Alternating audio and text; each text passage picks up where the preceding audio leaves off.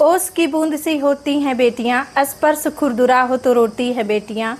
एक कुल को रोशन करता है बेटा, दो दो कुलों को रोशन करती हैं बेटियां। हेलो दोस्तों, आप सभी को मेरा नमस्ते। स्वागत है आप सभी का मेरे इस चैनल पे।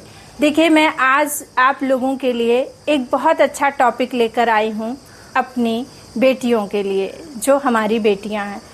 देखिए, हम लोग अपने हिसाब से बहुत अच्छी शादी बेटियों की करते हैं, बहुत ठोक बजा के, बहुत देख के, समझ के, और कई शादियां ढूंढते हैं, तब जाके हम अपनी बच्ची के लिए एक रिश्ता तय करते हैं। और जितना हमारा सामर्थ्य होता है हम उतना दहेज भी देते हैं, हम कर्जा भी हो जाते हैं, फिर भी हम अपनी बेटियों को बहुत सारा दहेज देकर अपनी बेटियों की शादी करते हैं कि ससुराल में हमारी बेटी को कोई तकलीफ़ ना हो, कोई परेशानी ना हो। लेकिन देखिए, विधि का विधान जो लिखा होता है वो कोई नहीं टाल पाता है। कभी कभी ऐसा होता है, अभी जल्द में ही हमारे जो है एक जान पहचान वाले हैं, उनकी लड़की की शादी हुए 4 साल ही हुआ था और उनके अभी कोई बच्चा भी नहीं हुआ था। उनके हस्बैंड वकील थे और एक जो है सड़क दुर्घटना में उनकी मृत्यु हो गई। अब तो लड़की के ऊपर जैसे दुखों का जो है पहाड़ टूट पड़ा।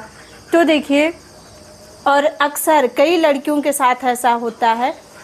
मैं कितनों को बताऊं, और एक लड़की और भी है जिसकी शादी हुए जो है 2-3 साल हुआ था और उनके एक बेटा था, 7 महीने का बेटा था, 7 या 6 महीने का बेटा था, और उनके भी पति का सड़क दुर्घटना में मृत्यु हो गया था, एक्सीडेंट से।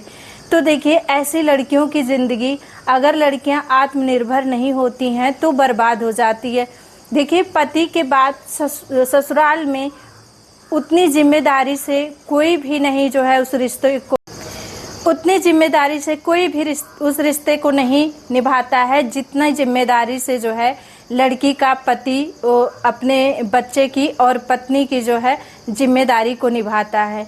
तो देखिए, इन सब चीज़ों को, और मैं दूर क्यों जाऊं, मेरे भाभी के साथ ही ऐसा हुआ है। मेरा सगा भाई ही था।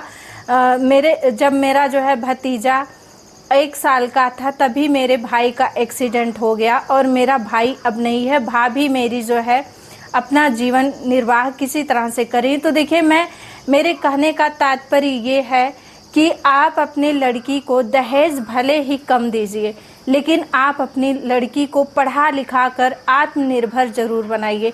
क्योंकि दहेज देखिए जीवन पर्यंत काम नहीं आता है, लेकिन अगर आपकी लड़की जो है आत्मनिर्भर है और कोई भी जीवन में उसके साथ दुर्घटना होता है, अगर उसका परिवार नहीं रह गया या कुछ भी हुआ, तो वो अपने जीवन का निर्वाह कर लेगी, उसे दूसरे का मुंह नहीं देखना पड़ेगा और दूसरा कोई देखिए जिम्मेदारी उठा भी नहीं पाता है।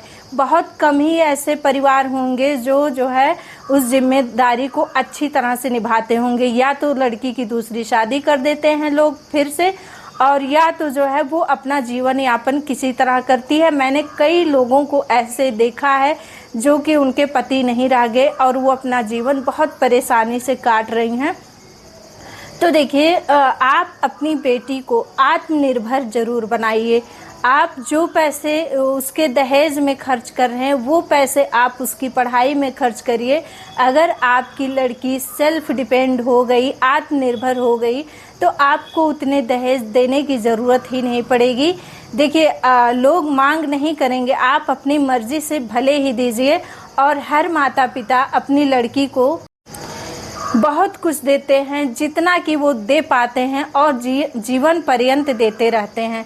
तो देखिए, आपकी लड़की अगर आत्मनिर्भर रहेगी और जीवन में कुछ भी परेशानी हो गई, मान लीजिए उसका परिवार ही नहीं अच्छा मिला, कुछ भी हुआ, तो वो जो है अपना जीवन यापन अच्छे से कर लेगी। उसको किसी के आगे गिड़गिड़ाना नहीं पड़ेगा, रोना नहीं पड़ेगा।